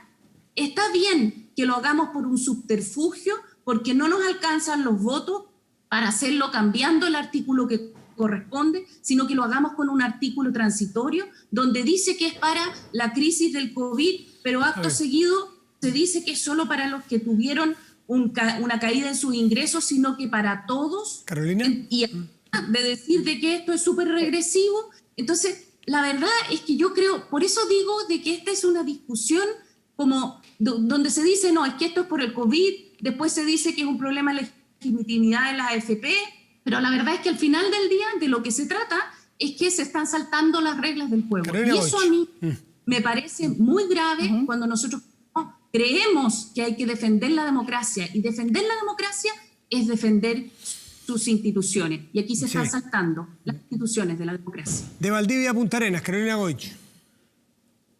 Sí, no, yo creo que aquí hay todo un aspecto técnico que es largo de discutir. Nosotros podemos generar incentivos para que la gente después ahorre más, para ver cómo se compensan las pensiones. Yo creo que ahí hay una discusión más amplia que tiene que darse, además, en el marco de la reforma de pensiones, donde de partida a mí lo que me gustaría, ¿no es cierto?, y lo hemos planteado además como oposición, es avanzar hacia una pensión básica universal. Entonces, cuando Lana dice el Estado igual lo va a poner, o sea, nosotros deberíamos tener en esto un piso garantizado y sobre eso, ¿no es cierto?, lo que la gente cotiza. Pero esa es una discusión bastante más larga y que yo espero de verdad que demos ahora en serio, rápido, para tener una reforma. Pero creo que aquí, a lo que más bien yo quiero invitar de verdad, Lana, es no darle la espalda a la gente. Yo creo que si hay algo que nos enseña hoy día esta pandemia, es hacer las cosas distintas, es salir de la trinchera, porque por algo estamos en esta situación, por algo llegamos a un proyecto donde los propios parlamentarios de la coalición, a pesar de todas las presiones, a pesar de todo lo que se ha hecho para cambiar su voto, llegan a eso. Eso no es solo por la popularidad de la medida, sino porque, Matías, lo que nosotros tenemos que emprender en que aquí la discusión ya no es entre la derecha y la izquierda, ya no es de las trincheras. sino que es cómo la política se conecta con la gente y tenemos forma de dar respuestas que sean más rápidas, que conecten con lo que está pasando. Y eso es lo que hoy día se le cae al sistema de capitalización individual y a las AFP como las conocemos. Tanto trataron de mantener la puerta cerrada para que no hayan cambios, que se le cayó la estantería completa. Si eso es lo que está pasando desde el punto de vista de las personas, de la gente que dice, oye, pero mira, ¿para qué si igual voy a tener una pensión miserable? ¿Te fijas? Eso está cruzado también, Ena. Son ambas cosas que hoy día confluyen. Ena von Baer, el gobierno está en una disyuntiva. Eventualmente, le planteaba yo recién, si se aprueba en el Senado, que todo indica, por los votos que sabemos públicamente, que ya hay de apoyo, incluso en el oficialismo, este proyecto, debiera o aprobarse la ley, como quede desde el Senado, o un veto presidencial. Pero ese veto presidencial sabemos que puede tener efectos, pero puede ser en la defensa de las convicciones. ¿Por dónde cree usted que debería irse el presidente de la República? ¿Utilizar potencialmente, eventualmente ese veto? A ver, yo creo que nosotros tenemos que todos, no solo algunos, sino que todos defender la institucionalidad de nuestra democracia. Y aquí queda súper claro de que esto es saltándose la institucionalidad. Entonces, la pregunta es, ¿por qué entonces en un par de días más no se va a aprobar otra reforma con la misma cantidad de votos, saltándose la institucionalidad, donde finalmente los fondos que son individuales pasen a ser todos parte de un fondo común? Y ya a las personas no les pertenezca su fondo, como es actualmente, sino que pase todo a ser parte de un fondo común. ¿Entonces el gobierno debiera vetar eventualmente? Entonces, lo que yo creo es que, primero, Matías, yo no pierdo la esperanza de que los parlamentarios, los senadores, porque el Senado muchas veces hace la diferencia, y lo hizo en el postnatal. Difícil, muy difícil, especialmente para las mujeres, pero hicimos la diferencia en el Senado, cuidando la institucionalidad. Y después el gobierno dijo, ok, entonces, pero cambió la iniciativa. Acá la iniciativa no es constitucional, nos estamos saltando las reglas del juego, pero además nos estamos saltando las reglas de lo que es la seguridad social. Y todo eso lo estamos haciendo de una. Y los parlamentarios nos debemos, por una parte, a escuchar a la ciudadanía, a representar sus problemas, y en eso coincido absolutamente, Carolina, es verdad. Nosotros tenemos que llegar más rápido, tenemos que ayudarle a la clase media, pero no lo podemos hacer olvidando una responsabilidad muy profunda que también es nuestra. Asumo entonces que usted sería partidaria, de que el gobierno vetara. A nosotros nos pagan, ¿para qué? Para estudiar, para saber y para entender. Y nosotros sabemos que las pensiones van a bajar y sabemos que el Estado no las va a reponer, y por lo tanto nosotros tenemos la responsabilidad de cuidar a la clase media. Voy con Carolina, pero antes quiero... Estamos en el lugar en que estamos, Carolina, para representar también a la gente. Y yo creo que aquí hay una lección que tenemos que aprender. Carolina, todos. Perdón, cómo hemos sido incapaces en muchas casas de estar al ritmo de lo que las personas necesitan. Y de verdad, yo vuelvo aquí, pareciera que estamos en el debate hace un año atrás. O sea, tenemos una pandemia que ha cambiado, además, ha roto paradigmas. Y así como lo han hecho muy bien, y yo lo aplaudo. Por ejemplo, Matías, en el tema de salud, ¿quién hubiera pensado que en un gobierno de derecha se iba a integrar la red pública y la red privada? Mira que fue fantástico, y el rol que tuvo FONASA. Entonces, se rompen paradigmas.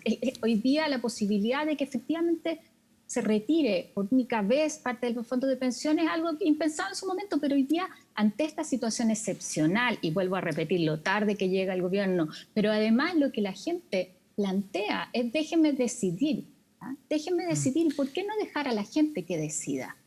Yo creo que hoy día tenemos que abrirnos, y tenemos que abrirnos todos para que la política también cuide la democracia. Eso no es solo cumplir las reglas, eso también tiene que ver con conectar con la gente y con fórmulas que tienen que ser mucho más dialogantes. No me quedó claro, Ena, si es que usted cree que el gobierno, de ser aprobado este proyecto en el Senado, debiera vetarlo o no, en función de las convicciones que usted acaba de decir.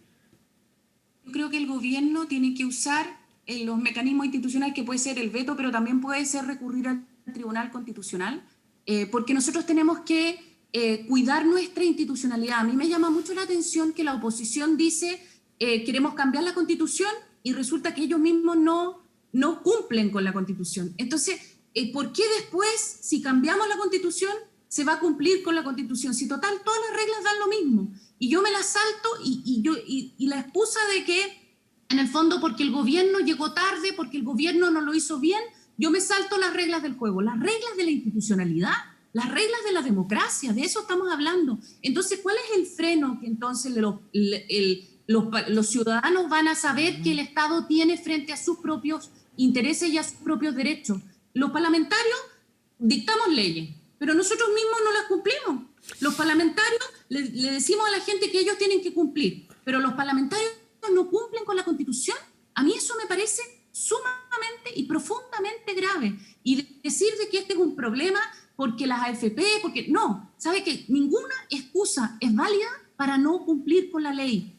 Para mí, por lo menos, ninguna excusa es válida para no cumplir con la ley. Entonces uno dice, ok, hagámonos cargo de la situación de la clase media, estoy completamente de acuerdo. Pero lo que yo creo es que el Estado tiene que ponerse, no las personas con su pensión. Porque cuando uno dice también que no es un problema porque que no hemos reformado el sistema de pensiones, Carolina, yo no entiendo, de verdad que no entiendo por qué no se siguió tramitando el proyecto. ¿Por qué no lo siguieron tramitando? Se frenó la tramitación del proyecto. Carolina, ¿de cuál proyecto? El sistema de pensiones. Yo creo que estábamos así de llegar a un acuerdo. El proyecto que está en el Senado de reforma al sistema de pensiones, Nosotros Carolina.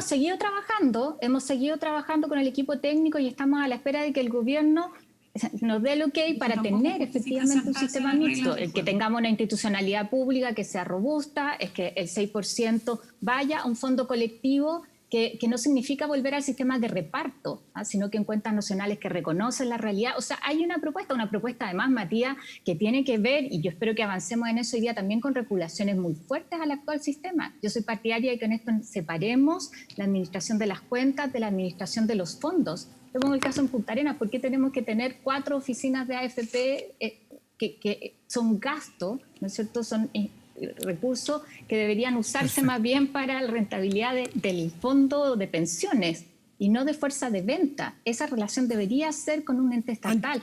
El tema de las tablas de mortalidad, en el fondo, ahí hay propuestas. Hay propuestas, pero yo quiero volver a lo del Tribunal Constitucional. Creo que el peor error que podría cometer el gobierno es llevar esto al Tribunal Constitucional, porque eso significa el no entender nada de nada. O sea, estamos con urgencia frente a la gente. Es ahí donde tiene que aprender el gobierno y ojalá, después de que hemos dado acuerdo para tener un fondo de 12.000 millones, o sea, después de que hemos estado dispuestos a sentarnos, nuestros técnicos también han estado dispuestos, ojalá se aprendan una lógica mucho más dialogante también para lo que viene, Matías, para hacer los aprendizajes de esta pandemia. Antes de ir a un corte, que nos tenemos que ir por tiempo, pues tenemos que respetar los tiempos. Ena von Baer, acaba de saberse hace muy pocos minutos que Hernán Larraín-Mate renunció a la presidencia de Evópoli.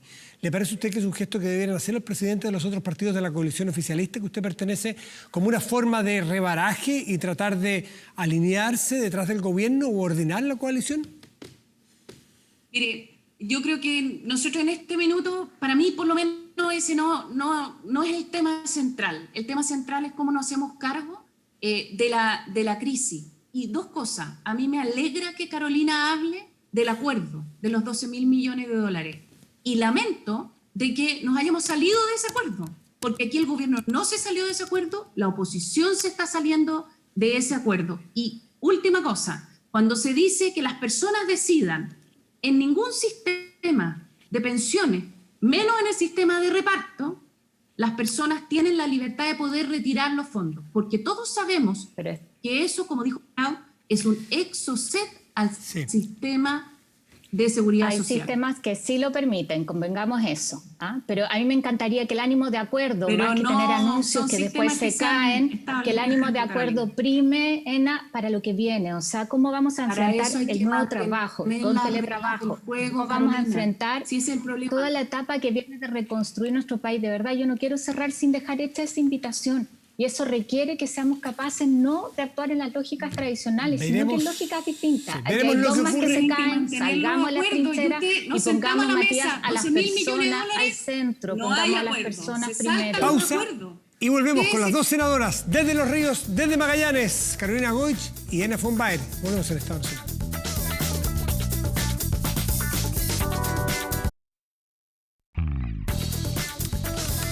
devolvemos, nos quedan 30 segundos y despedir prácticamente a Carolina Goich, y no me quiero quedar sin la respuesta de Elena von Baer. Si usted cree que los presidentes de los otros partidos debieran hacer lo mismo que Nela Reimate, que ha renunciado de Evópolis, ¿colaboraría a su juicio al menos en un entendimiento de la coalición gobernante?